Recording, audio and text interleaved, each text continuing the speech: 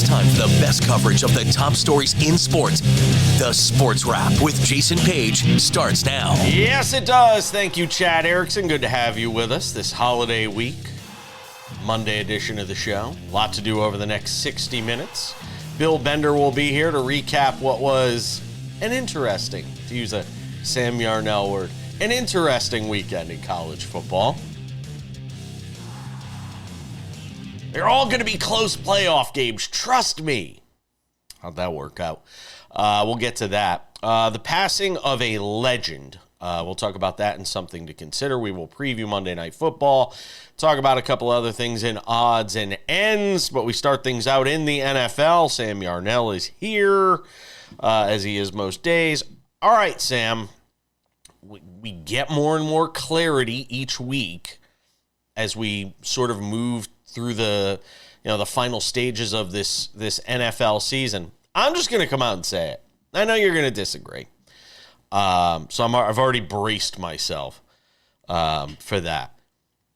I keep saying I have gone through many waves throughout this NFL season when it comes to who I think is going to win everything, right?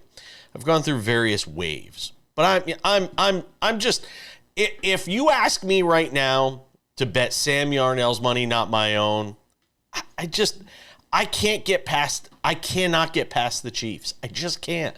Because, and I know it's about, how you win, and we all like to talk about style points, and look at the giddy, kitschy little plays the Lions run. It's so cute. And oh my God, they're blowing out this team that, it's like clubbing baby seals with the Chicago Bears. To me, just give me the team that wins every week, no matter who they play. And in close games is damn near unbeatable. Just give me that team. And I just, as much as there are other teams like the Ravens that we could talk about, and we will, or the Bills that we could talk about, and we will, or the Eagles we could talk about, and we will, or the Lions we could talk about, and we will. Only one team has run through the schedule and lost only one game against good competition, and that's Kansas City. So this is actually the first week this season where I actually agree with you. And I felt like, wow, like the Chiefs look like the team to beat in the NFL. Now, obviously, there are lots of things you can nitpick about them, right? Isaiah Pacheco looked really bad in this game. Their offensive line looked horrible in this game. Patrick Mahomes, once again, a subpar game in what is a subpar season for Patrick Mahomes. But all that said, they found a way to win when they needed to. And I do think it's interesting that I came to this realization. This is a little bit of self-reflection. It's interesting I came to this realization against a team in the AFC South. Like as much as Jason said, we talk about, other teams and it's like clubbing baby seals. This probably was clubbing baby seals. It's the AFC South. Yeah. But this was the first time this season where I kind of watched this game and it was like, yeah, all right, this is a team that could three-peat. They can win it all. They have, what it takes to do anything they have to win a game. By the way, Sam, it doesn't mean I think they will. I'm just saying if I have to handicap it, if I get money to put on one team right now as a future, I'm putting it on Kansas City.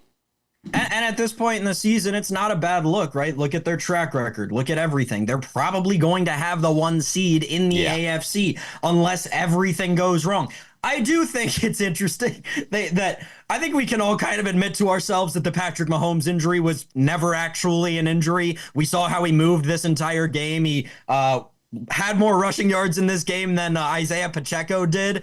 He was taped up He was taped up really good, though. He kind of looked like a mummy when he was running. It was a little weird. Like if a mummy was running, it was like the Scooby-Doo mummy running. That's what it kind of looked like to me. The only thing missing was the toilet paper off the back.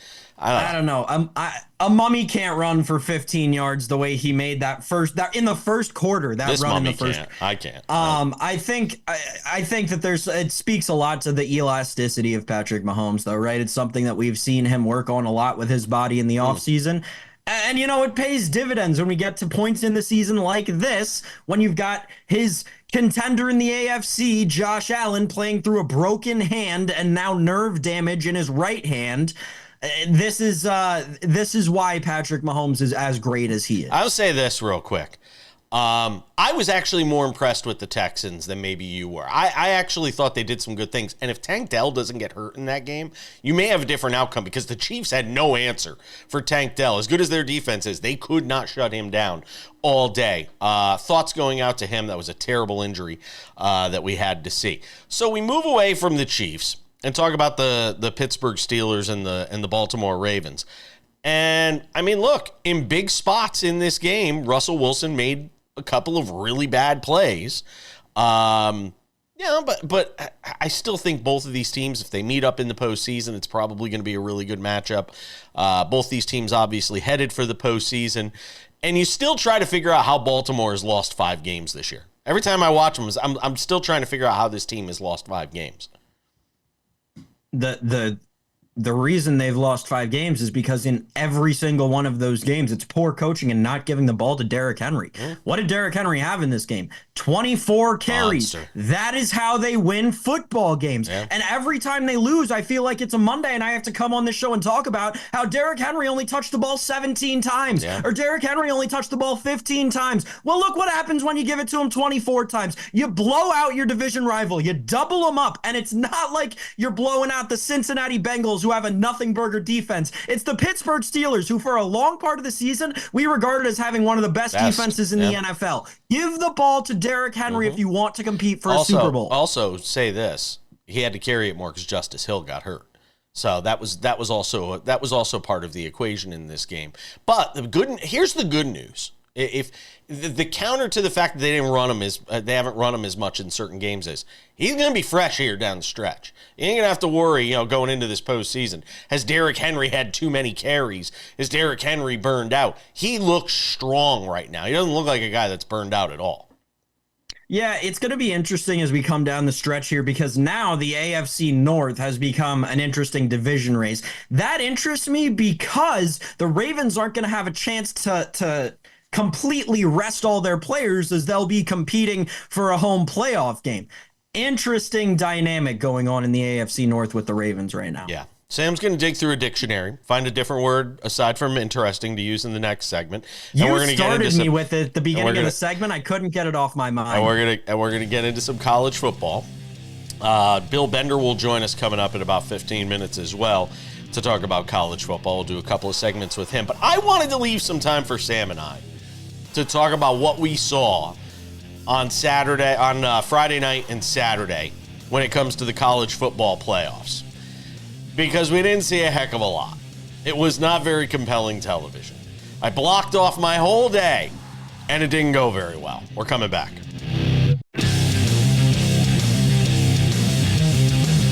Coming up in 10 minutes, Bill Bender helps us break down what we saw this weekend in the college football playoff. I rarely ever leave time for Sam and I to talk about college football.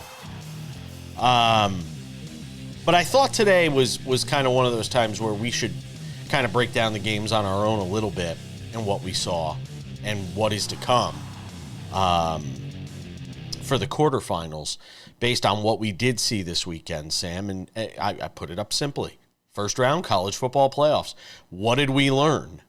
To me, Sam, I want to get Bill's thoughts on this as well.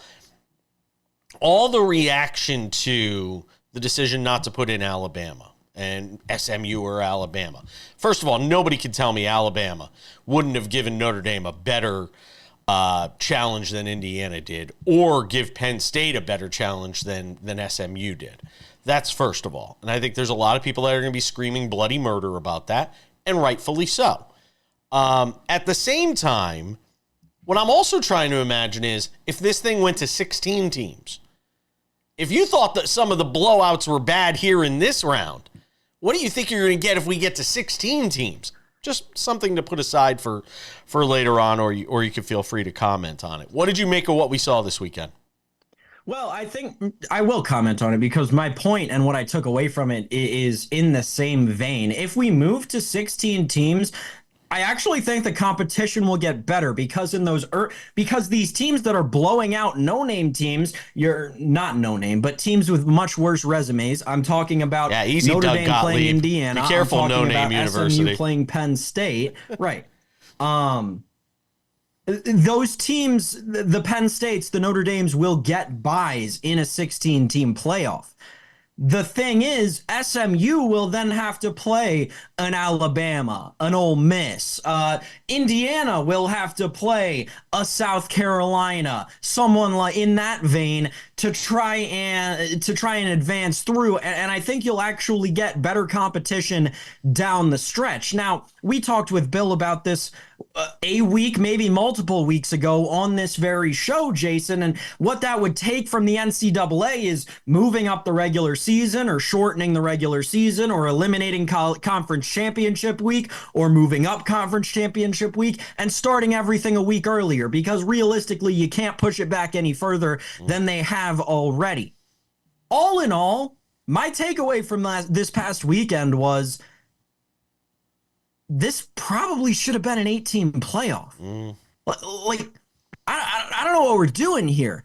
As much as 4 was contentious, it felt like there was better competition. Now, I know the other side of that coin is, well, TCU was in a national championship game a few years ago and got their absolute doors blown off. Yeah, that'll happen every 5 to 10 years in college football, because you'll get a team like they lost to in Ohio State that is just better than everyone else. Look at the NFL talent that was on that team. Now, I don't think there's a short-term answer.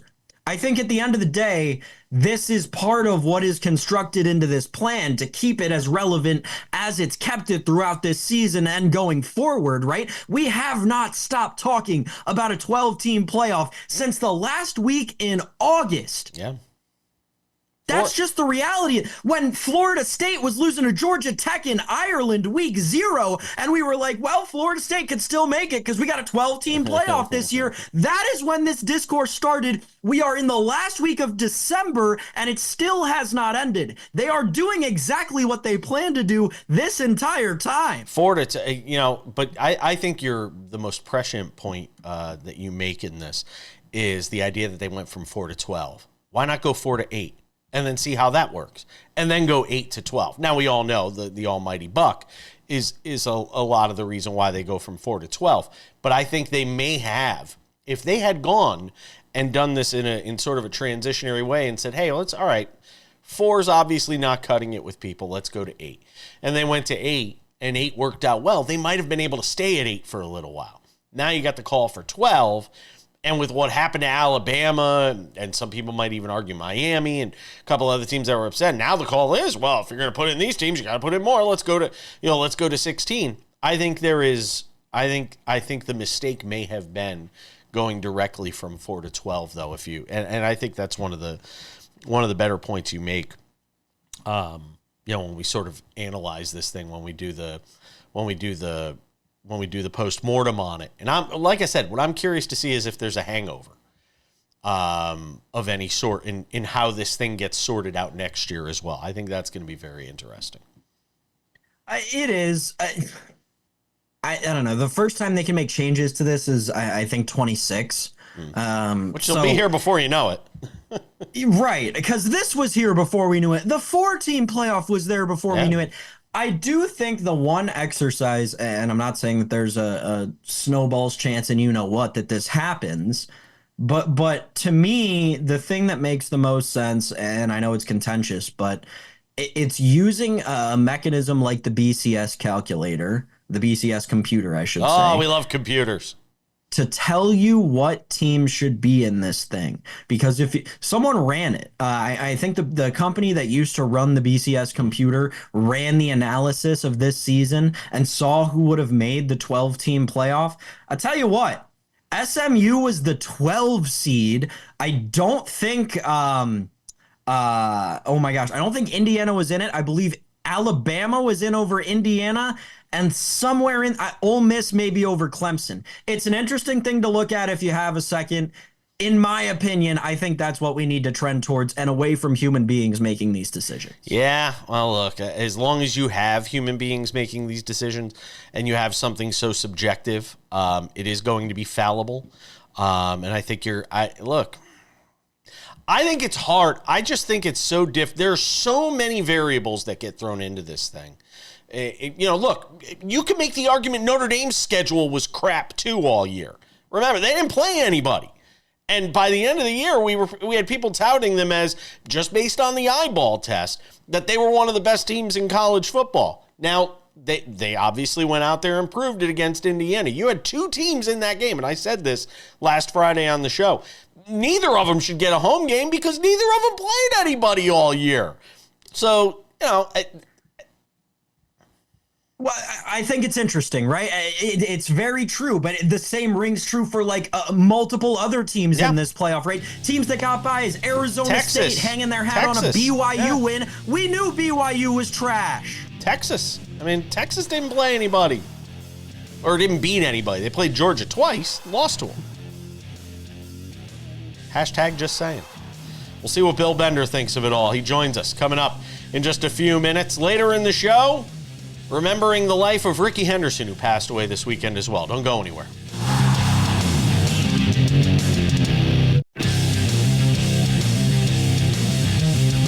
Welcome back to this Monday edition of Sports Wrap.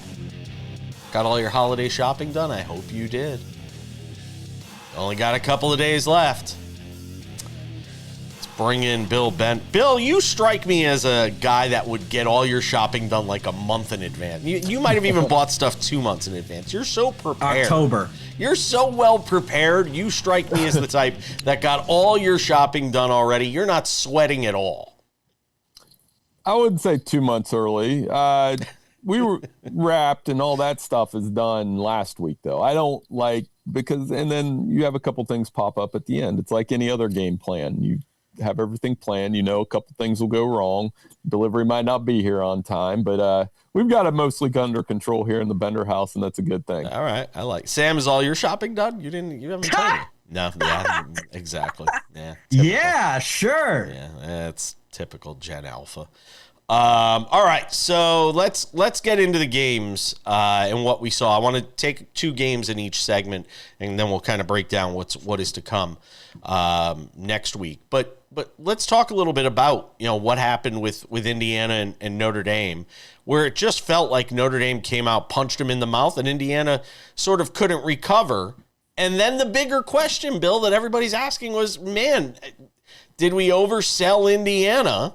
And did Indiana belong in this playoff? I'll let you go and take it from there.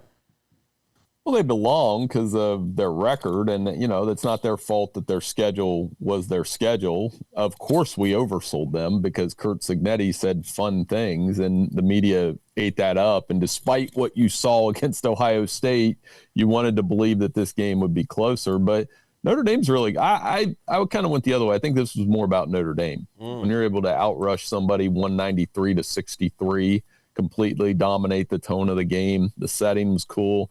I wonder, Jason, how much different the game might have been. This is a woulda, coulda, had Nathan Rourke not thrown that interception right off the go, and they score and Indiana's up 7-0. I do think that changed the tone of the game. Then you get a 98-yard touchdown, boom, right off of that from Jeremiah Love. Complete game changers. Is it, though? But here's the thing, and it felt like it was a trend in every single game we saw this weekend, that these teams just weren't as mentally tough as we thought, because all of them got punched in the mouth and fell down and didn't really get back up in a lot of these games, Bill. I thought Tennessee did for a quarter. Yeah. SMU for a quarter, but it was like a desperation drive. And they, had they scored to start the second half, maybe that game is a little different. SMU did not respond well at all to that adversity. Now, again, a 4th down play early in the game, Kevin Jennings throws the pass, maybe could have run for the first down. They have a drop, and it went downhill quickly. But as I've been saying, SMU and Tennessee, they were on road environments they've never seen. I've told people for years, it's very hard to win at Ohio State. It's very hard to win at Penn State. They don't lose at home often, and there's a reason for that. So Ohio State in particular, even though the 30% of the crowd was Tennessee, that was a definitive statement. But to your point, a lot of these teams just didn't get up after getting smacked around in the first quarter. Clemson did. Of the 4, Clemson did, and that shouldn't surprise us. And that environment in Notre Dame was fantastic, though. I mean, those fans were into it, Sam. They were. Bill, Kevin Jennings, obviously a couple of mistakes, but it felt like kind of to the point that we're all making. and you alluded to it just there, SMU had a chance to punch Penn State in the mouth, and it was like a swing and a miss. I'm curious though in terms of the outlook, because I think that the SMU situation, and this is kind of the last chance we'll have to talk about it, is interesting. What do you think kind of the outlook is now for this program that came into the ACC, established their dominance early? Is the future bright for a young coach and a young coaching staff down in SMU? Sure. I mean, that's a great start. They, as bad as Saturday was, couldn't get on, couldn't stay on the field on third down, couldn't run the ball, and ran into problems against the Nittany Lions. They can build around that. They're in Texas. They're in a great market. This is what they did in the 1980s, except they paid in Trans Ams and those kind of things and then got in trouble with the NCAA. But now you can do that. So why not? And I think SMU could build a program around that. And I've always liked their uniforms on a personal level. I love the pony on the side, the red, white, and blue. They always look good on the field. And I think you can sell that in Texas. So their investment is going to pay off if they continue to have success in the ACC. Could Indiana just as easily be an 8-win team next year? If you look at their schedule, absolutely. They play at Oregon. They play at Penn State. They better Google that schedule, because it's going to be a lot more difficult, and you're not going to sneak by anybody. Now, again, I make a joke, but Curt Cignetti did a fantastic job this year. He was Sporting News Coach of the Year.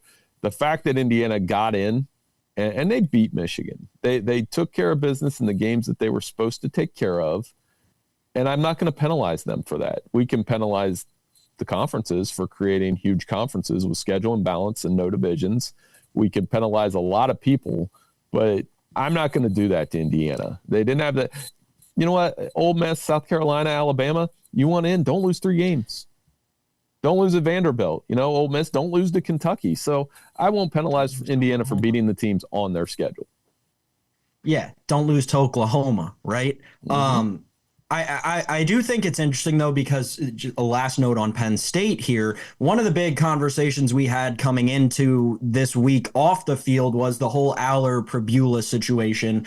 Aller comes out in this game, doesn't look great. I mean, you can't hold against him that Singleton and Allen ran for, 160 combined yards. They ran all over that SMU defense. But, Bill, does the outlook, it feels like it was a good decision for Drew Aller to maybe stay back another year at Penn State instead of going into a stacked quarterback class in the draft. Yeah, I agree with that. But, I mean, most of these playoff quarterbacks, we change our mind on them each week. I mean, Drew Aller didn't have to do much in that game. They were running for 6 yards per carry. They took care of business there. Maybe he was a little erratic. They will need more out of him with each round, starting with Boise State, who has a very good run defense. So Drew Aller will be pressed to make some plays down the field. Doesn't hurt to have Tyler Warren. But we could go down the list of the 8 quarterbacks remaining in the playoff and probably say the same thing. Whether it's Maddox Matson or, Riley Leonard, Gunnar Stockton. Everybody has something on the line. It's wild, and I know we can get into it on the next segment, but the 2 quarterbacks that are the closest thing to game changers are probably playing in the same game with Dylan Gabriel and Will Howard. We're going to hang on to Bill Bender, as he alluded to, for one more segment. We got more to get to from the weekend that was in the college football playoff, including one big question I want to ask him as it relates to what transpired this weekend. All of that as we continue on Sports Wrap.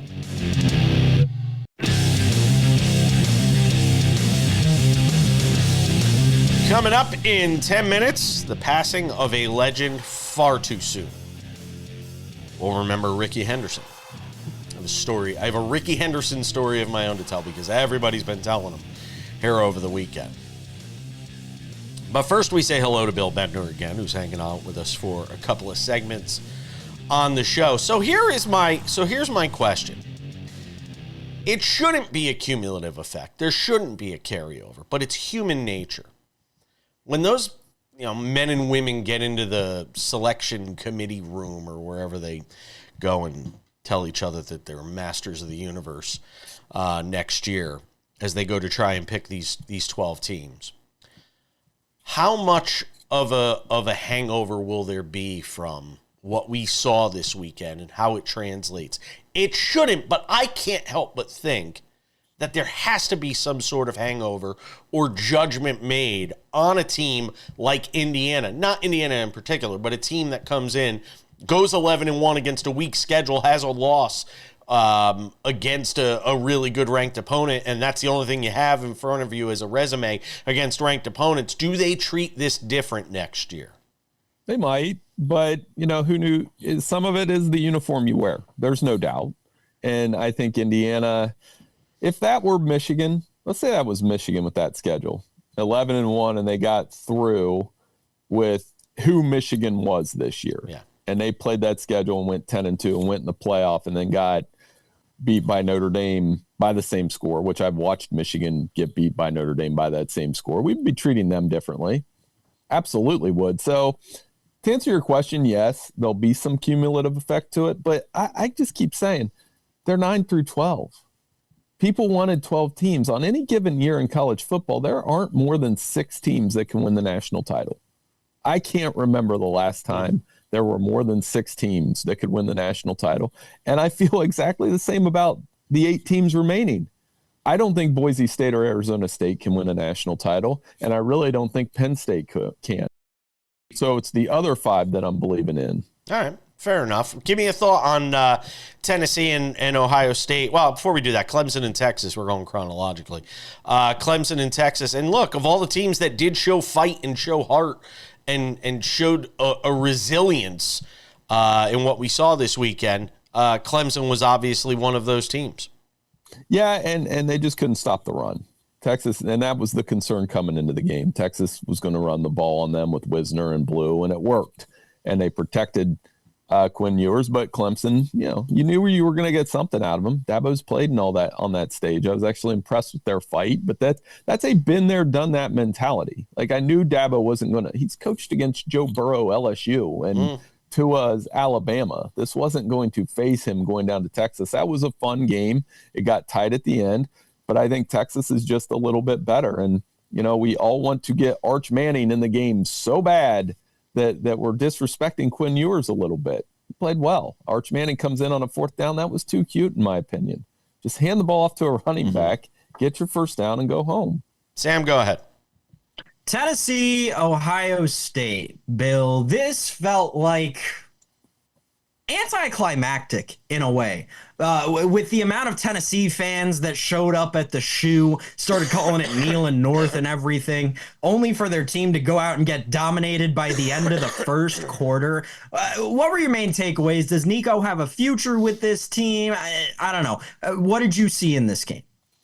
Well, Dylan Sampson got hurt early, and like I said, it's just I've watched so many games in Ohio Stadium. You better be ready when you go in there. You can bring however many fans of your team you want, which was stunning to see that many Tennessee fans in the stadium.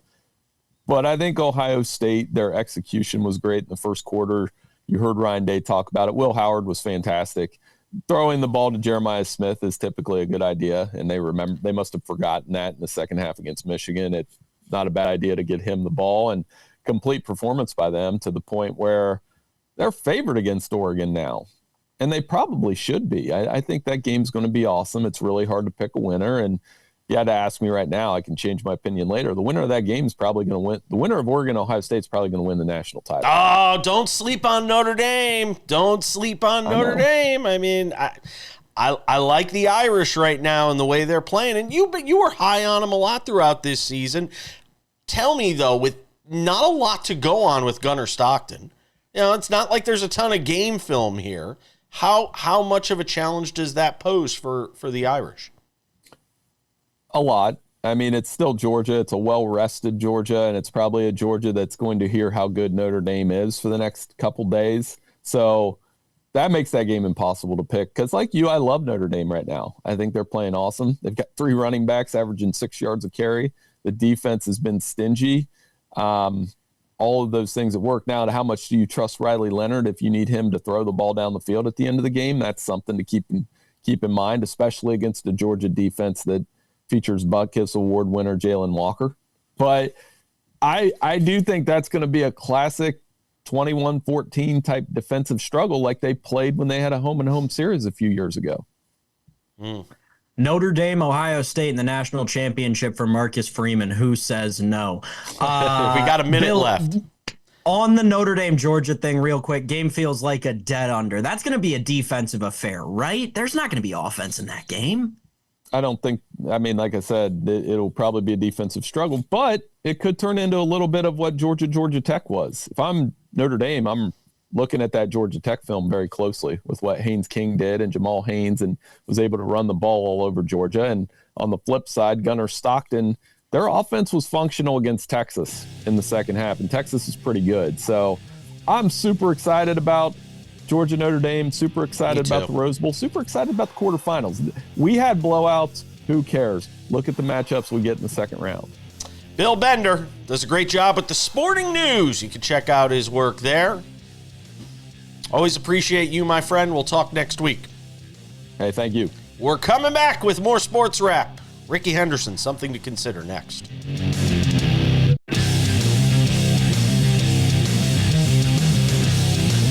Welcome back to this Monday edition of Sports Wrap. Programming note, we are here tonight. We will be here on Tuesday, and we will be off on Christmas Day and the day after Christmas, returning on Friday for another edition of Sports Wrap. Special best of programming coming your way on Wednesday and Thursday. Wednesday, you'll hear my conversation with Kenny Mayne. We did a lengthy conversation, a full episode of that coming on Wednesday. And then the best of 2024 coming your way on Thursday. And then next week, we'll have the rest of 2024.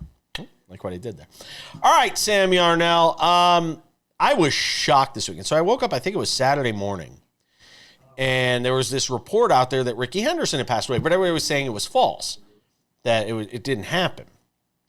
You know, and sometimes that happens in media. Somebody gets reported as dead. A rumor goes around and it becomes viral. And then before you know it, everybody's like, oh my God, so-and-so died. And then it's found out, no, they're really not dead. In some cases, it's been somebody that's been dead for like 5 or 6 years. And somebody's like, oh, somebody died. No, they've been dead for 5 or 6 years. Rickey Henderson passed away this weekend. And he was only 65 years old. Passed away from pneumonia. And you never think of people passing away from pneumonia, especially 65. Rickey Henderson, healthy guy, probably could still have stolen 20 bases, 6 months ago if he wanted to. The guy was one of the all-time greats.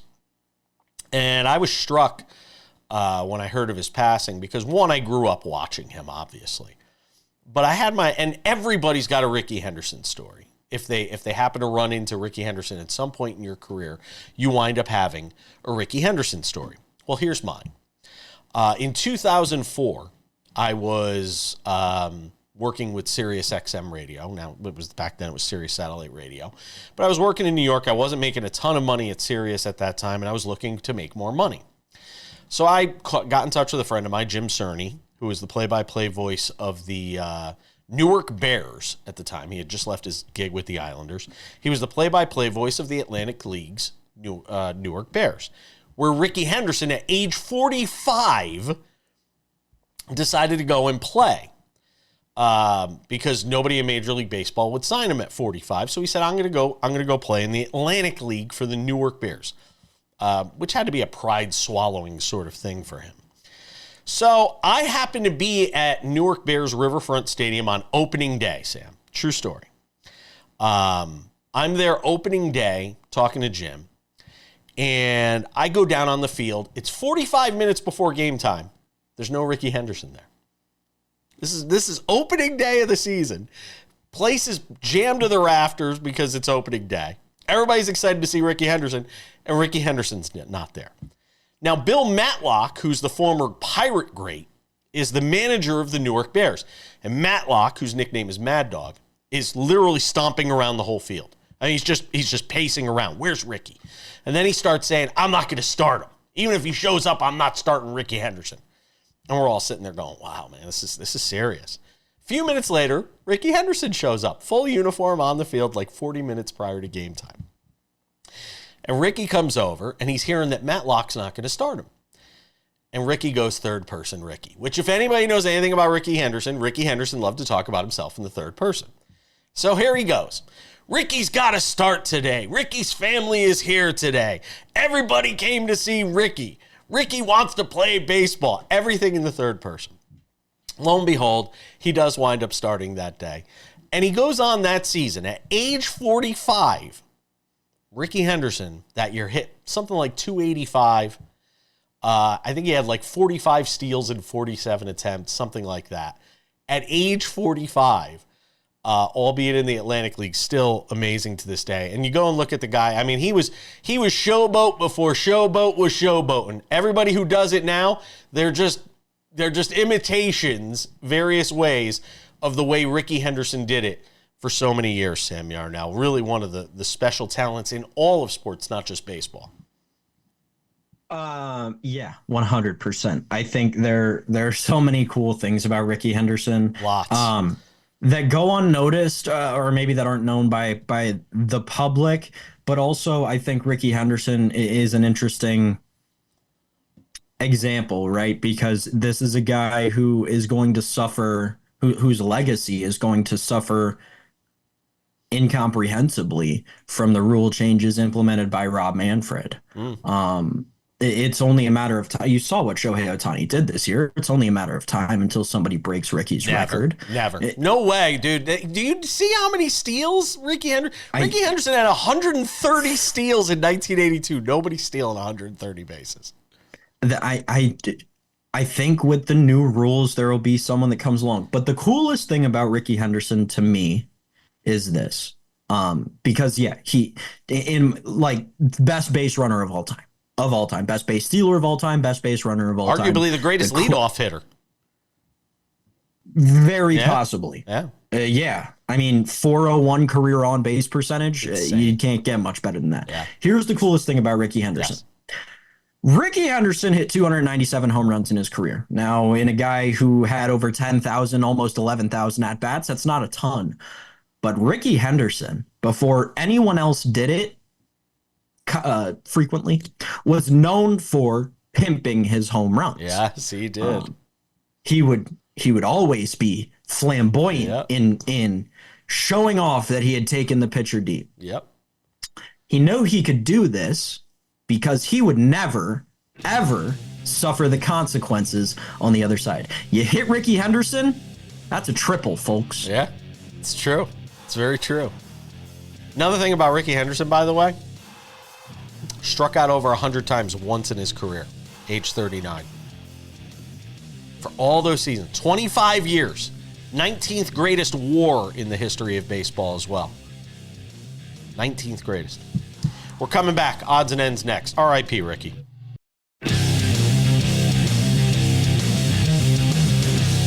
All right, just about time to put the wraps on this baby for a Monday.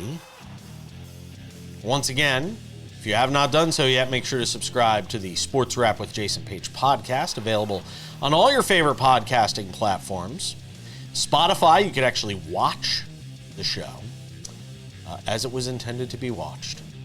Also, make sure to check out YouTube podcasts, Apple Podcasts, iHeartRadio, TuneIn, Odyssey, Amazon, wherever you get your podcasts, go and subscribe. You can go and check out the show there every day. Sometimes you'll even see it there before it appears on television. Just something else to throw in for you.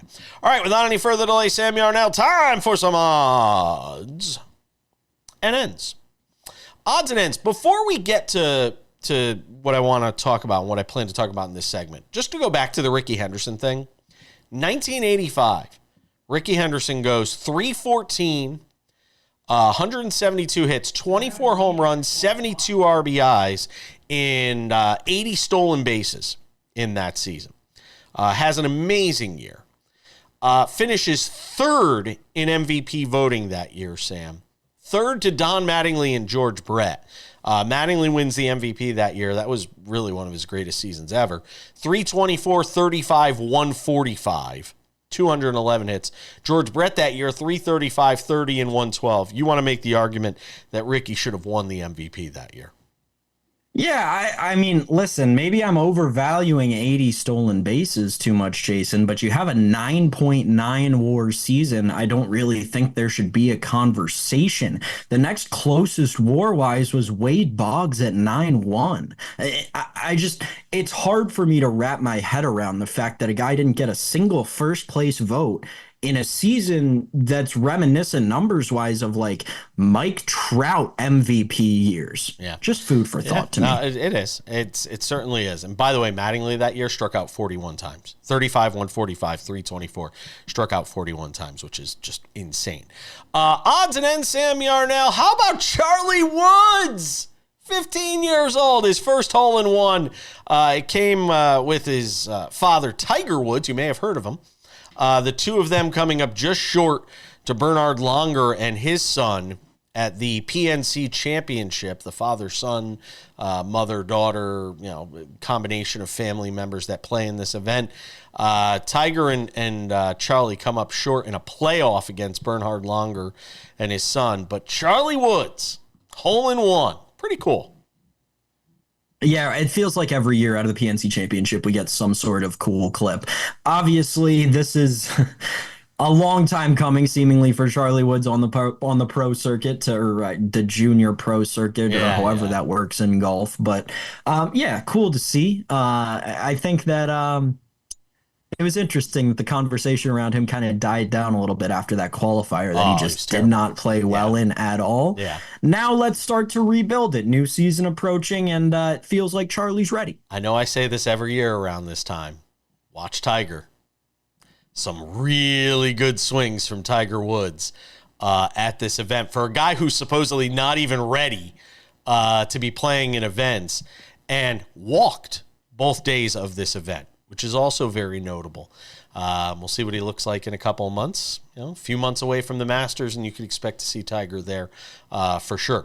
USC and UConn women's basketball this weekend. In primetime on Fox, Paige Beckers outdueled at XL Center in Hartford by Juju Watkins. Pretty impressive stuff from USC to go on the road and beat the UConn women. So I've heard people in basketball circles saying that they think talent-wise, both of these players have more promise than Caitlin Clark does. Let me just say, between this game and what we saw this whole season in the W, the future of women's basketball is in a good spot. It really is. Saints-Packers Monday Night Football, Sam Yarnell. What do you got with these two? You've got the Saints getting 14.5 at Lambeau Field. 700 on the money line, by the way. 42.5 is your total, Sam. You're giving me a college football spread, and I'm probably going to lay it. If I had to, if I was betting with Jason Page's money, you're betting against Spencer Rattler, Kendre Miller. Listen, no Alvin Kamara in this game, no Derek Carr in this game. No, they're not going with Jake Haener. They're going back to Spencer Rattler. This game is going to be ugly. This game is hopefully going to be a short, sweet blowout. Just get it off my TV as quickly as possible. I take that back immediately, because if this game were happening in the middle of July, I would be all over it. All of that said, props wise, I told you I like the Packers. Don't really love the total. Might look towards the Packers team total, because I do think they blow them out. Props wise, I'd probably go over Jordan Love on the 233.5 passing yards. I wanted to take some piece of Josh Jacobs, but his prop right now is 91.5 rushing yards. Not sure I can get all the way there on Josh Jacobs, but hey, you never know. Like, it is the Saints. Kendre Miller, by the way, plus 145 anytime touchdown. No shot. No shot. No, not even. I can't. You think I can't the even. Saints are going to score I'm the guy touchdown? opening up a trench coat, going, "Hey, can I interest you in some watches? I got some Rolexes in here." No, not working. Yeah, really. I wonder if there's a team total touchdown under that I can take. That I would be interested in. If I can get Saints under 1.5 touchdowns in the game. Now that is something I could get a little bit more active on. 76% of the money on the spread is on Green Bay, according to FanDuel. 62% of bets on the spread is on Green Bay. We'll see how it all pans out. That's going to do it for us. Thank you to Bill Bender. Thank you to you, Sam Yarnell. We'll see you all back here tomorrow for more Sports Wrap.